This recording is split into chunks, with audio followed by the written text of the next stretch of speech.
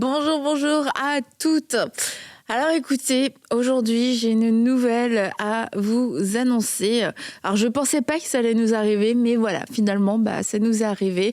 Eh bien oui, Atoms n'est pas revenu. Il était là lundi, il l'avait évoqué que peut-être, mais moi j'y croyais à 100% qu'il serait là, mais non, il n'est pas là, il n'est pas là aujourd'hui. Mais Nadège est restée, merci Nadège. Et là vous avez pris consolation. Et on a récupéré Stéphanie. Non, on est la chroniqueuse de service, toujours fidèle. On est très contente, Stéphanie, de t'avoir. Et je ne pourrais pas remplacer Atoms, par exemple. Je vais faire de mon mieux, mais... En tout cas, on était très, t'étais pas là, Stéphanie, mais de connaître un peu votre rencontre, tout ça, comment ça s'est passé. Et j'ai raté, mais faudra que tu suives. Je vais tout savoir. Très intéressant. Et bon, en tout cas, écoutez jusqu'à la fin. Est-ce qu'elle fait comme ton mari? Est-ce qu'on a eu droit à quelques petites malaises? Était un peu bizarre. Mais écoutez jusqu'à la fin parce que Nadège, jusqu'à la fin, elle a dit des choses très intéressantes. Dernière minute de l'émission. Allez, dis-moi. Non, faut écouter, faut suivre. Donc écoutez, on va continuer quand même cette semaine. J'avoue, il y avait de la place encore pour toi, Atoms. Regarde, il y avait une place à côté entre Nadège et moi. Et alors reviens quand tu veux et j'espère cette fois-ci pour toute une semaine. Mais on va continuer cette semaine aujourd'hui, en tout cas. Toutes les trois, puis on va parler de l'appel. Alors ça, c'est un sujet qui est toujours passionnant, je trouve, et toujours d'actualité. C'est une des questions, ça c'est tout le temps une question qui revient toujours par rapport à l'appel. Est-ce que j'ai un appel? Comment savoir si je suis appelée? Comment est-ce que je fais pour entrer dans mon appel? Et ça revient toujours. Alors je me suis entourée de femmes d'expérience pour pouvoir répondre à ces questions. Et puis aussi, au cours de vos parcours respectifs, parce que vous avez pu apprendre.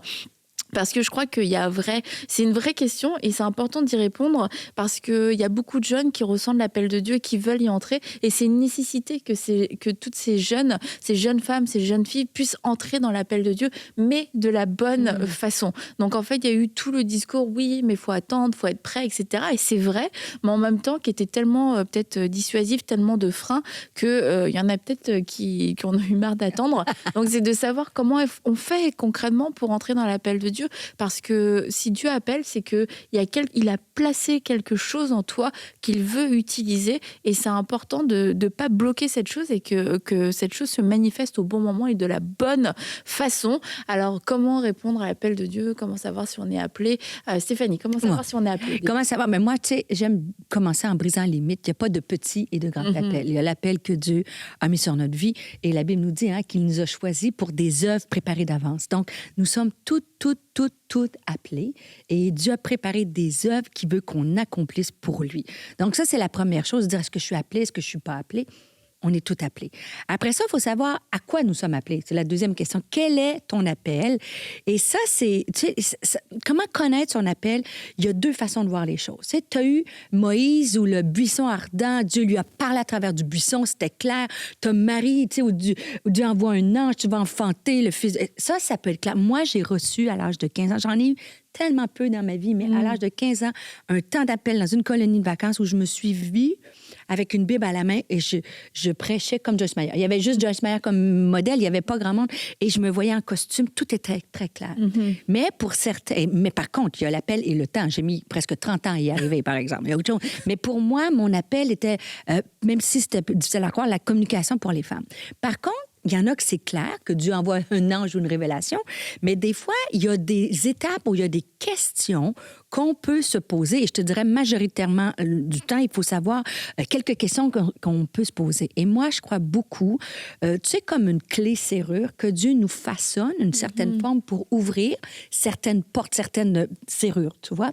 Et moi, je crois que l'appel de Dieu repose sur nos dons et sur notre passion. On pourrait en parler, parce que je ne veux pas monopoliser tout le temps, mais pour moi, écoute, moi, c'est une étape très importante parce que des fois, on tombe dans le piège que Dieu nous appelle à quelque chose. Oh non, mais si c'est ça que tu veux pour moi, Seigneur, envoie-moi. Et je dis pas qu'il n'y a pas de sacrifice dans l'appel parce qu'il y a toujours un prix à payer, je peux vous le dire. Mais je crois que dans le phénomène clé-serrure, que Dieu m'a façonné avec des dons, des qualités pour que je puisse entrer dans les œuvres qu'il a préparées pour moi. Et ça, c'est important. Une des premières choses, c'est de savoir qu'est-ce qui me passionne. Moi, quand je suis entrée dans le ministère, le pasteur Claude, il m'avait dit, j'aurais tellement voulu qu'il me dise, Stéphanie, les nations, Dieu t'appelle, après les femmes. Puis à chaque fois que j'avais des rendez-vous, je me disais, il va le dire, il va le dire, il va le dire, il va le dire. Puis finalement, il me disait toujours la même chose. Comme Néhémie, va voir la muraille qui est en ruine. Qu'est-ce qui te fait pleurer? Sur quoi tu pleures? Ou qu'est-ce qui te passionne? Et ça, c'est un bon signe. Une chose est certaine, moi, j'aime la louange, mais c'est pas... Moi, j'aime étudier la Bible. Donc, le chant, j'ai pas les dons. Et deux, c'est pas tant ma passion. Donc, tu vois, il y a des choses comme ça que je me dis, ben c'est sûr que j'ai ni le don de chanter et ni tout ce qui va avec.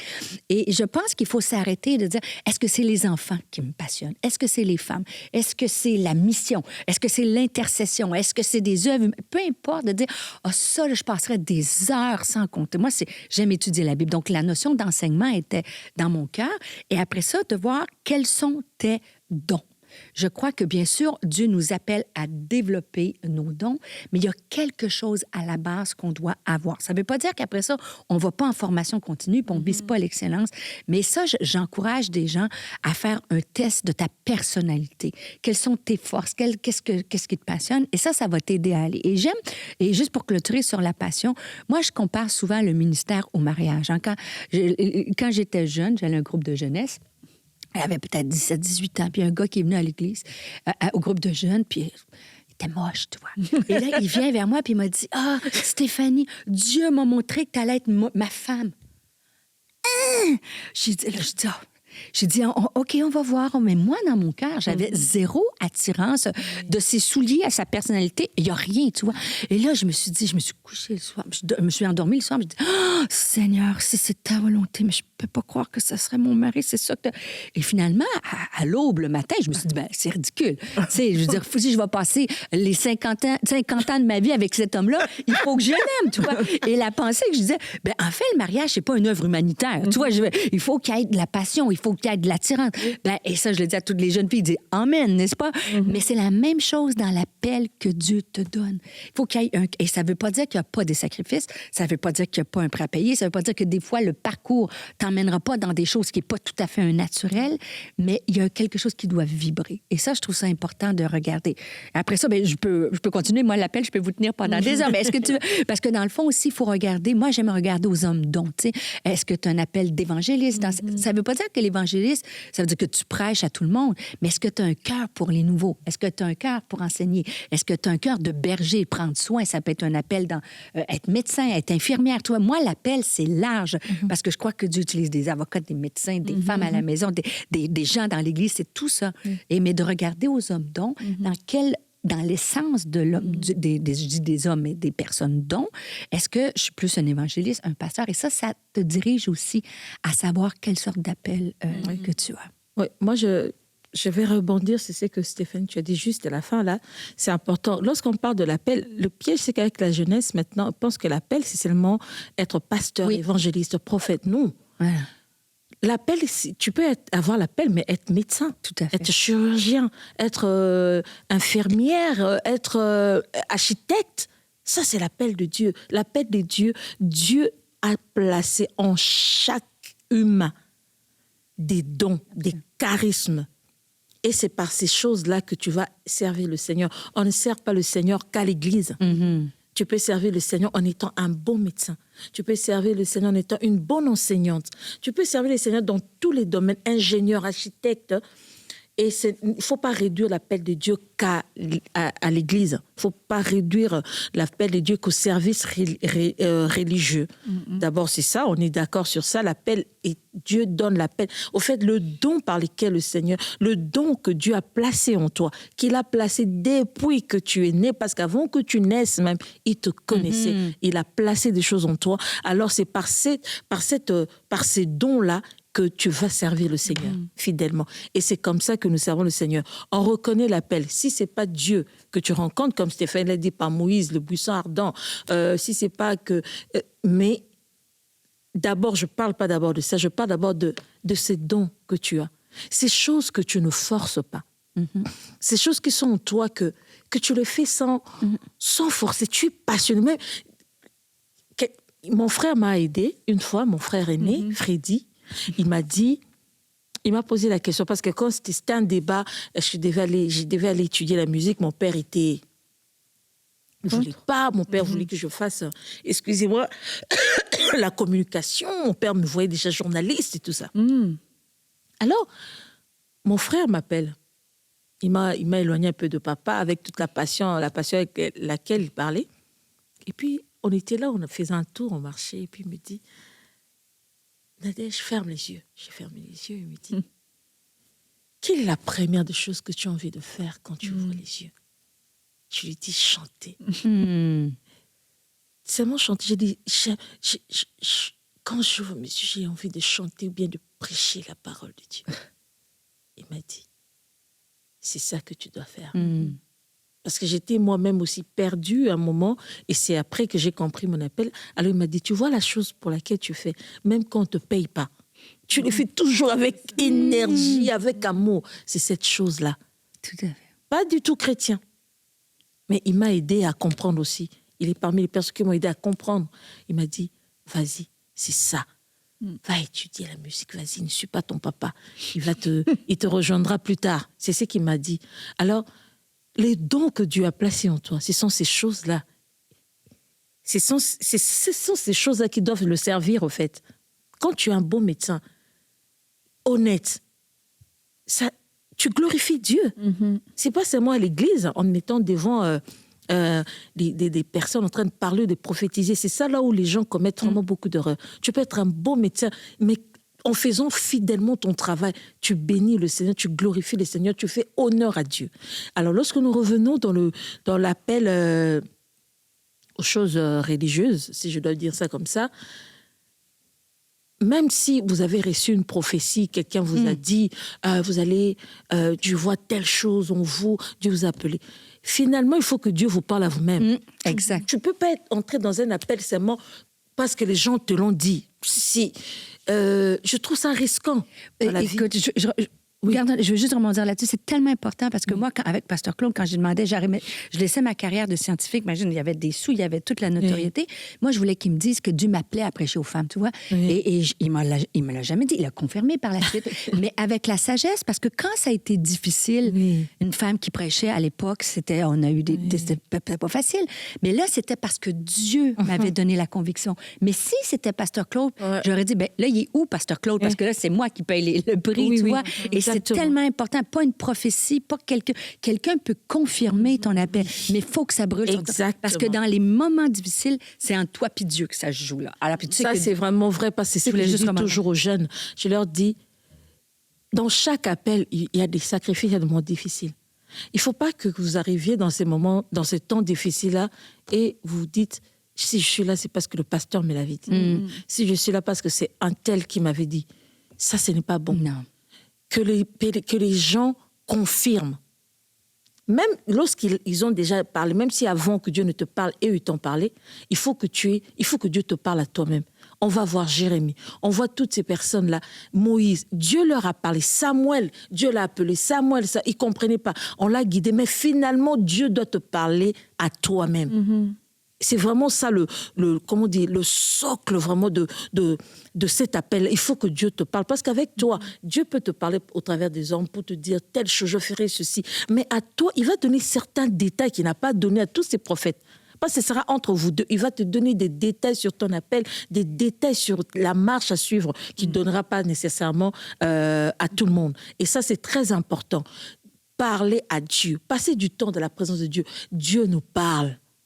Et si vous battez à vous demander c'est quoi mon appel, c'est ça. Allez dans la présence du Seigneur. Parce que c'est lui qui a dit aussi à Jérémie, alors que tu étais encore dans le sein, je te connaissais déjà et je t'avais consacré comme prophète des nations. Donc en fait, tout avait commencé déjà à ce moment-là. Et quelquefois, on attend que ça vienne de l'un ou de l'autre, etc. Mais de dire, Seigneur, toi qui me connaissais déjà, à quoi est-ce que tu m'as consacré ? C'est OK, Jérémie, il a eu sa parole, parce qu'après, il y en a d'autres, tout le monde était prophète des nations à un moment donné, parce que c'était Jérémie des prophètes des nations. Mais moi, à quoi tu m'as consacré ? consacré. Et en fait, Dieu va répondre parce que Dieu prend plaisir à répondre pour nous révéler notre destinée et notre appel. C'est des choses qui peuvent rester cachées pour un temps parce que peut-être qu'on n'est pas dans le bon timing, qu'on n'est pas non plus dans le bon entourage. Comme tu vois, autour de la naissance, de l'arrivée de Jésus, la naissance de Jésus, il y avait un entourage qui était clairement opposé. Et du coup, il y avait des choses qui restaient cachées. Mais Dieu a quand même parlé de façon spécifique à Marie et à Joseph. Mais il y a des choses comme ça, quelquefois, qui restent un petit peu cachées. Mais c'est pas parce que Dieu veut pas parler. Ah non, moi je dis rien. C'est juste, c'est pas le temps. Mais quand on grandit, on a des choses qui restent dans notre cœur, comme ton frère te l'a fait remarquer. C'est quoi en fait? Qu'est-ce qui est déjà là? Et en fait, Dieu va venir nous en parler de façon personnelle. Et c'est souvent là, une fois qu'on a fait cette démarche-là, d'ailleurs, Dieu vient de me parler, t'es bouleversé. Mais tu te dis, mais est-ce que c'était vraiment toi, Seigneur? Et c'est là où les prophéties commencent à arriver. Et je me dis, mais c'est fou, c'est exactement ce que Dieu m'a dit hier, c'est exactement la chose que j'ai vue, le rêve que j'ai eu. Et ce qui est important dans tout ça, c'est d'abord de rechercher la voix de Dieu avant de rechercher les prophéties. Et on va parler quand même des prophéties parce que les prophéties sont importantes et vont faire du bien aussi. La parole prophétique va t'encourager et elle va venir confirmer des choses. Mais maintenant, comment discerner ce qui est vrai du faux? Comment discerner ce qui était de l'homme ou pas? Et il y a tout un tas de prophéties. Moi, j'en ai pas reçu 1000 prophéties. Et comme toi, j'aurais bien aimé, quelquefois, qu'on me dise un peu plus clairement, tu vois, certaines choses. Voilà, ça va être plus, c'est vrai. Mais non, ça n'est pas arrivé. Et dans les paroles que j'ai reçues, il y en a qui m'ont énormément encouragée. Mais il y en a d'autres, à l'heure d'aujourd'hui, je ne sais pas encore c'est quoi leur signification. Alors, je ne les ai pas jetées à la poubelle. J'ai pose, je me dis, peut-être qu'à un moment donné, ça prendra tout son sens. Et puis, il y en a, tu vois, que je me serais dit, moi, ça, je trouve ça bizarre. Mais finalement, ça a pris tout son sens, mais pas du tout de la façon, par contre, dont j'aurais pensé que ça allait s'accomplir. Donc ça aussi, on peut recevoir une parole, on y croit, mais on y croit tellement qu'on veut l'accomplir par nous-mêmes. Mais aussi, c'est qu'on reçoit une parole, mais en fait, il y a le temps de Dieu, hein? Le chronos, qui est le temps grec, mais le kairos de Dieu. Donc, des fois, on a la parole, mais on pense que c'est demain. Tu vois, comme moi, j'ai eu cette vision-là, si je peux dire, ce rêve-là dans mon cœur à 15 ans, mais j'ai eu tout un cheminement. J'ai eu le temps de faire ma maîtrise, mon doctorat, mon post-doctorat, et d'arriver à la fin. Pour moi, Seigneur, tu t'es complètement trompé, tu sais. Et jusqu'à une période de temps où j'arrivais à l'église avec mes enfants qui étaient tout petits. Et puis moi, j'avais toujours le désir de servir Dieu, mais le temps avait passé. Je suis presque rendue à 15 ans plus tard, 20 ans plus tard. Et là, je rencontre quelqu'un, tu sais, je vais porter mes enfants à la garderie de l'église, si tu veux. Et la dame, mon mari était pasteur. Moi, je pensais que c'était l'appel pour nous deux, mais lui était déjà pasteur. Moi, j'étais complètement oubliée. Et la femme, elle me dit, et vous, madame, est-ce que vous êtes venue à l'église pour la première fois? Je suis là, alors, OK, ça veut dire que mon rêve d'être un ministre dans l'Église, de prêcher, je me suis dit, là, je suis complètement à côté de la plaque. Tu vois, je me suis dit, c'était une erreur. Et pour moi, ça a été le test du temps. Mais quand ça a été le temps, Dieu a fait les choses en accéléré. En moins d'un an, il y a des portes extraordinaires qui se sont ouvertes, même financièrement. Tu sais, j'ai laissé cette carrière-là, mais je suis repartie zéro argent, là. Tu sais, mon mari était déjà dans le ministère. Et Dieu a pourvu par un héritage particulier. Dieu a ouvert. Écoute, ça faisait même pas, je pense, 2 mois que j'étais au poste bénévole à l'Église comme responsable des femmes. Et le collège biblique de notre mouvement a dit, on a entendu parler qu'il était maintenant responsable des femmes à Nouvelle Vie. Elle a dit, maintenant, je veux que tu viennes enseigner le cours pour les femmes, leaders, pasteurs. On aimerait ça que ce soit toi.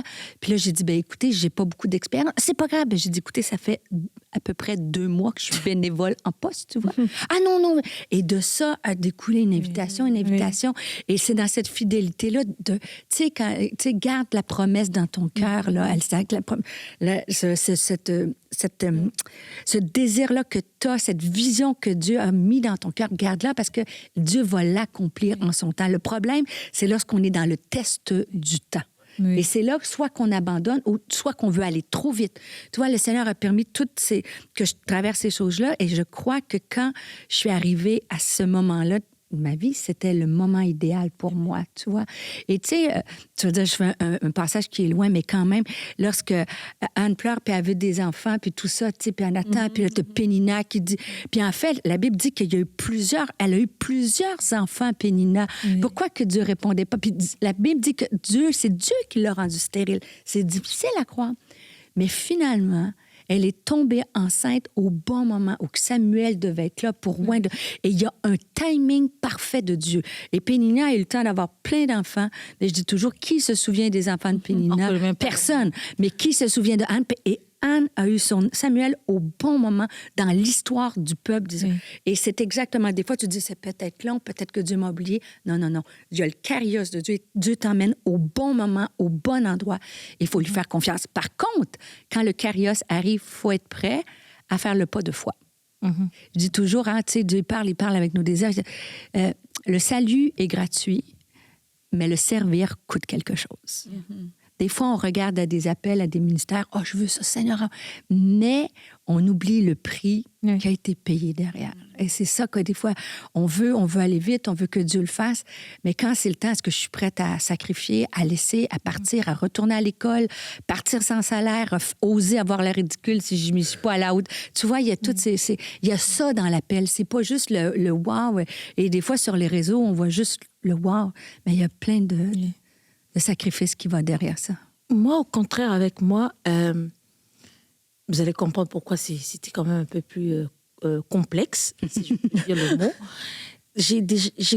Depuis que je suis petite, ma mère me dit, elle me raconte, ses amis me racontent, parce que c'était toutes là à l'église, le jour où on me présente pour un nouveau-né et tout ça, on me dit, on prophétise, cette fille, elle est vraiment mise à part par le Seigneur, elle va servir le Seigneur, elle va aller dans le monde entier.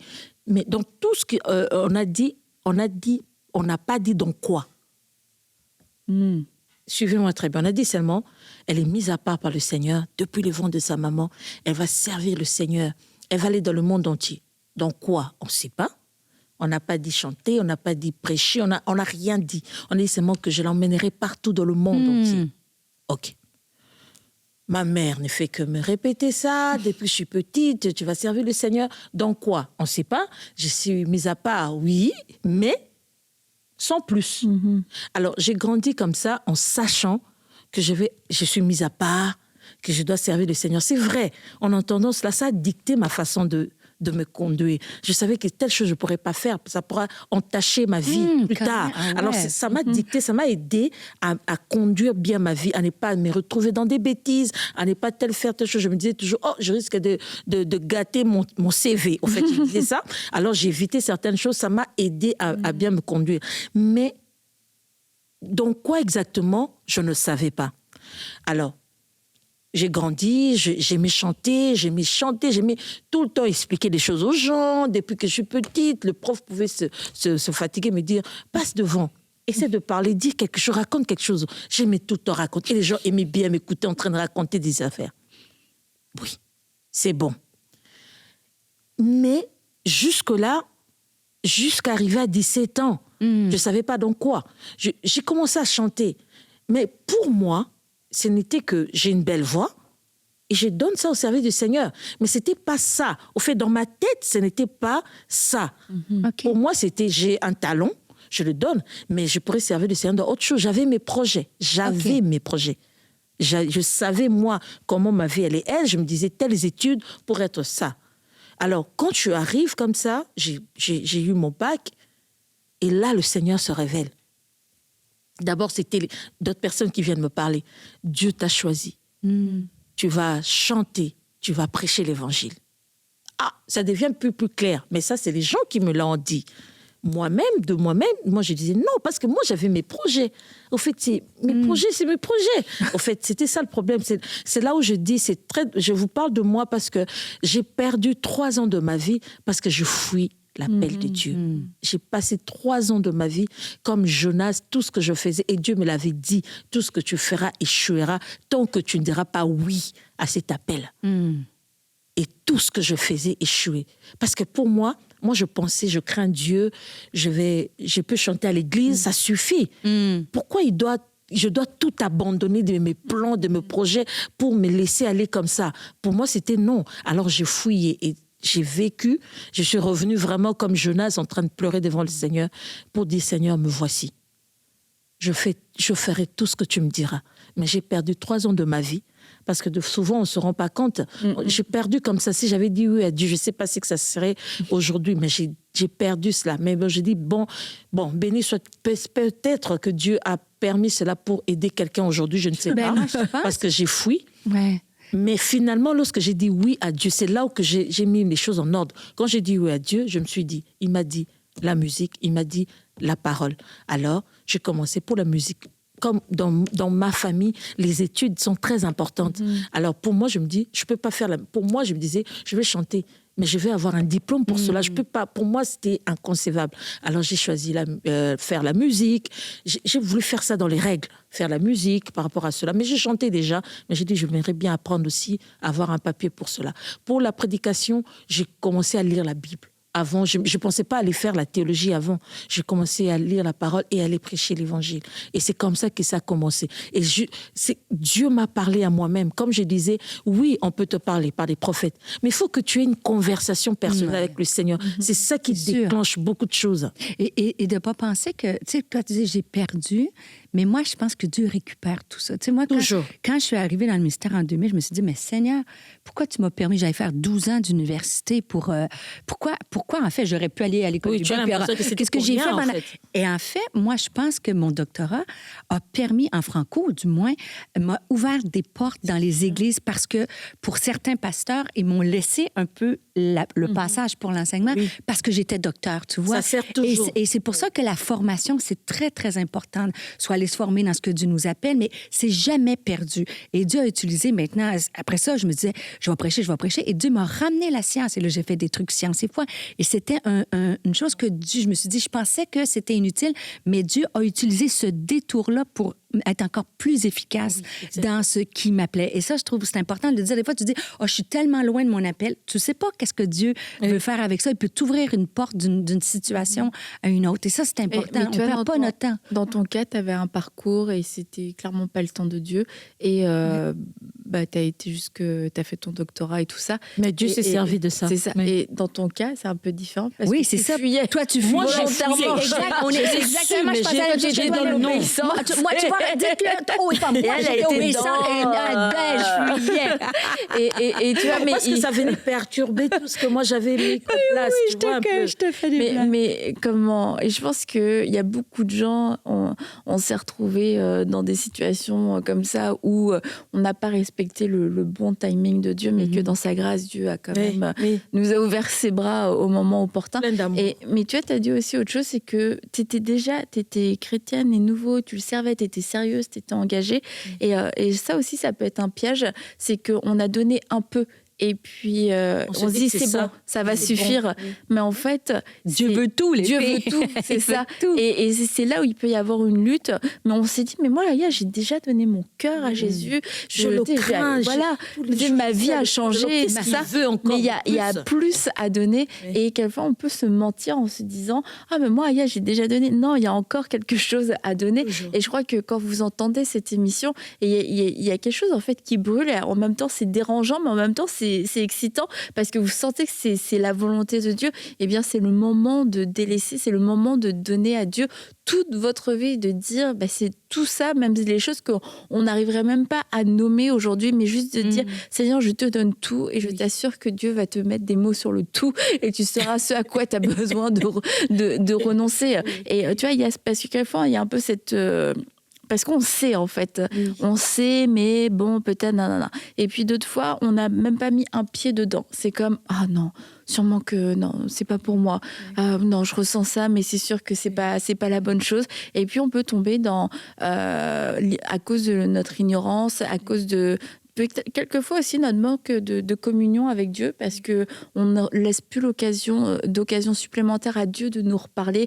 On a vécu quelque chose, je pense surtout aux jeunes, dans une retraite, à une conférence, puis tu repars et puis tu laisses ça comme ça. Et finalement, tu t'en rends compte, 1 an, 2 ans passent et tu continues ta vie. Mais parce que c'est une vie tranquille, avec je vais à l'église, etc.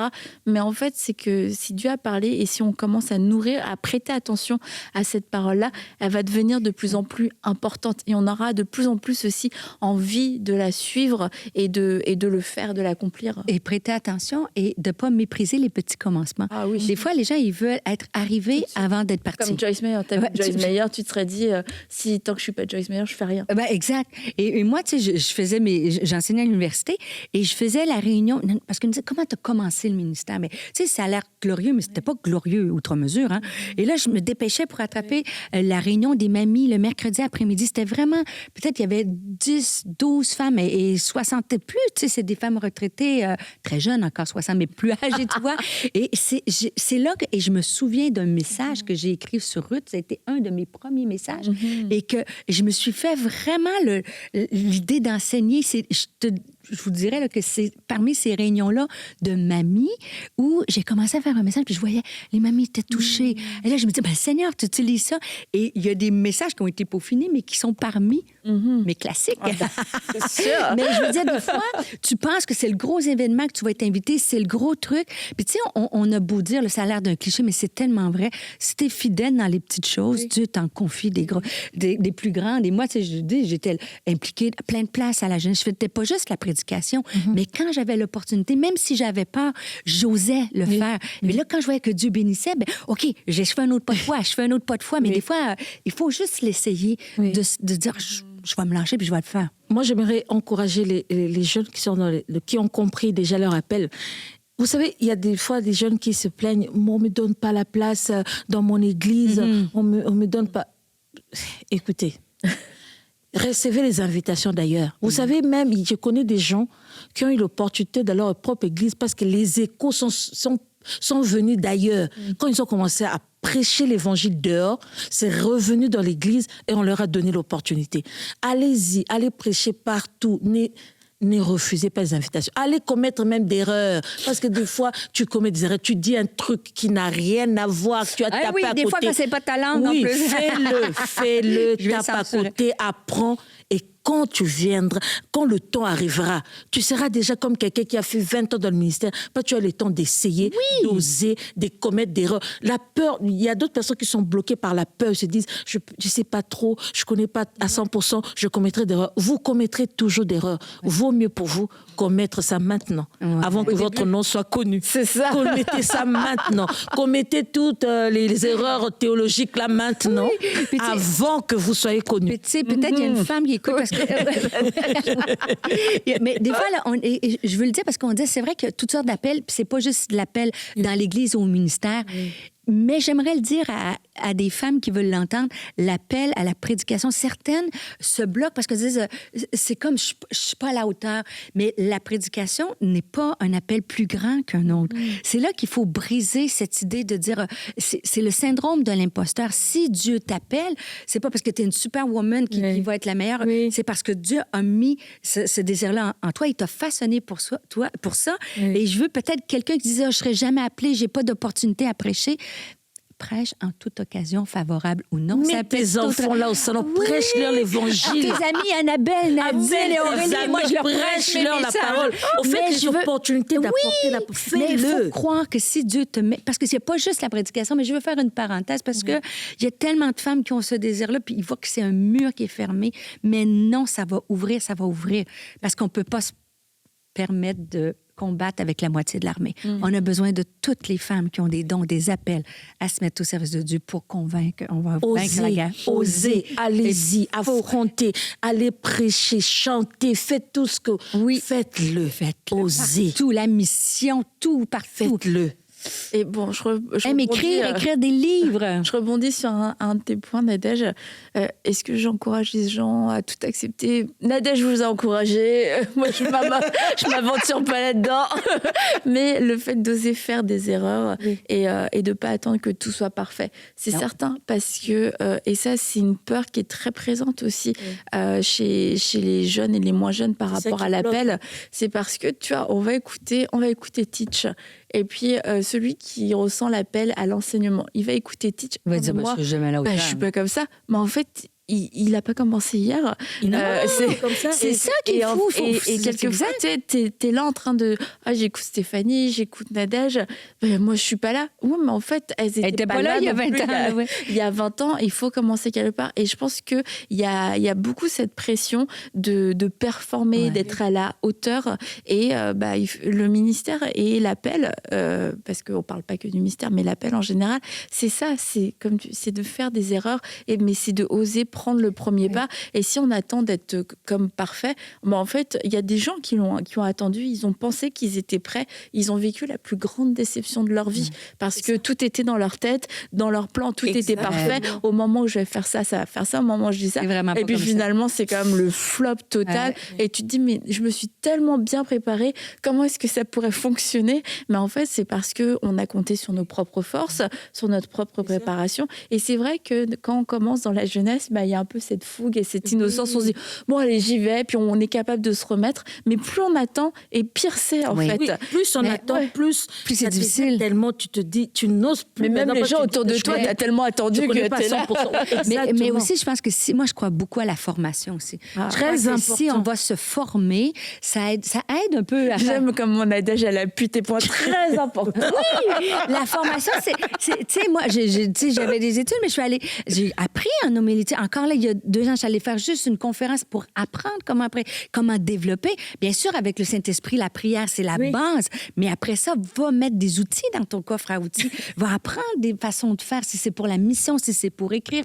Il y a des formations en ligne de toutes sortes. Il y a plein d'outils aujourd'hui. Moi, la formation, j'ai toujours trouvé qu'elle est importante.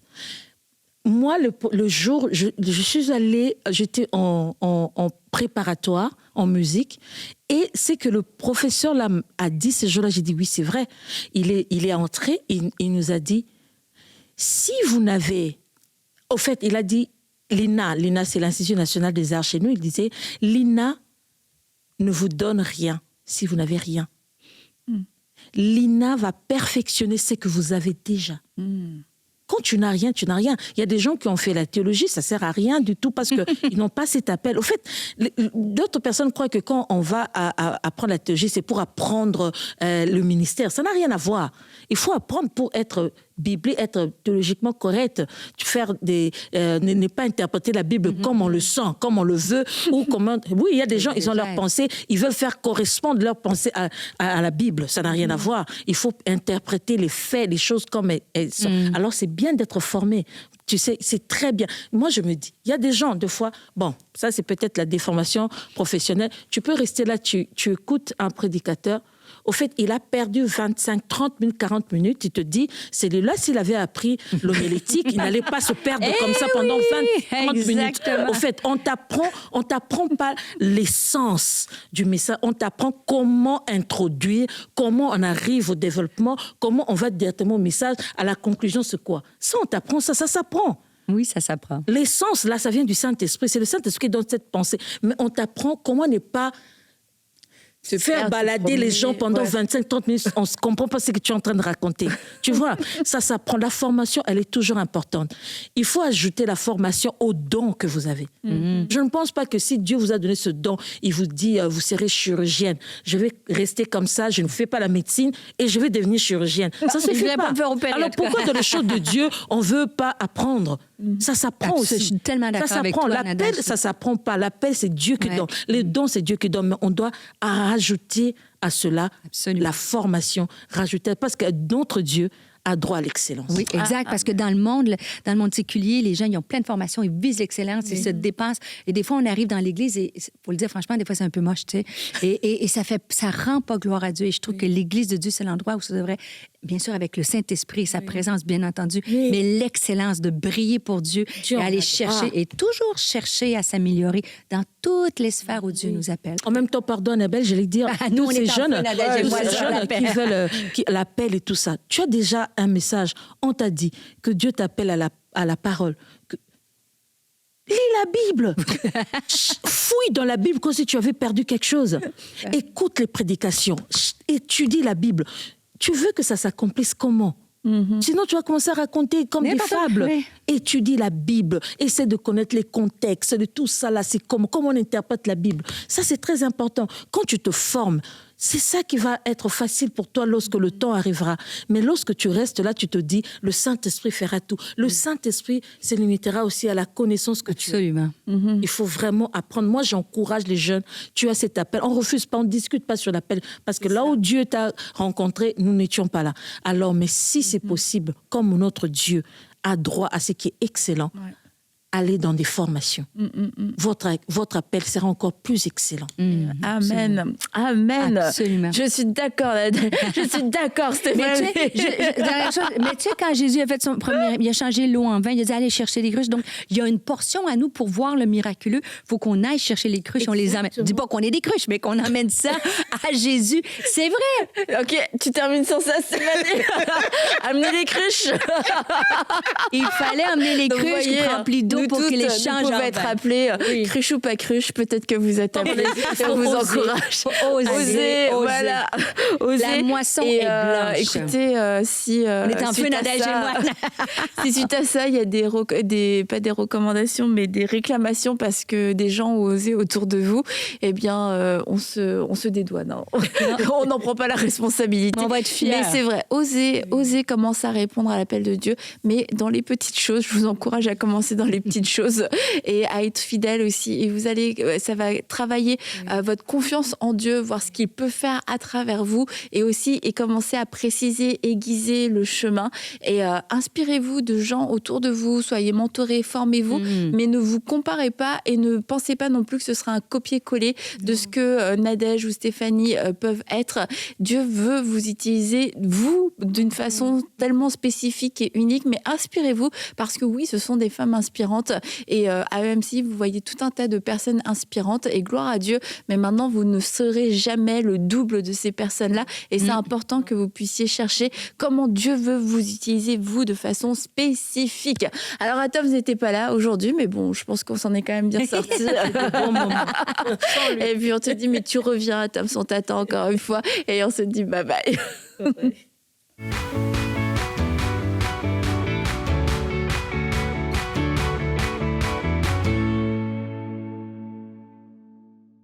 Je viens témoigner ce que Dieu a fait pour moi pendant le dernier jour du direct.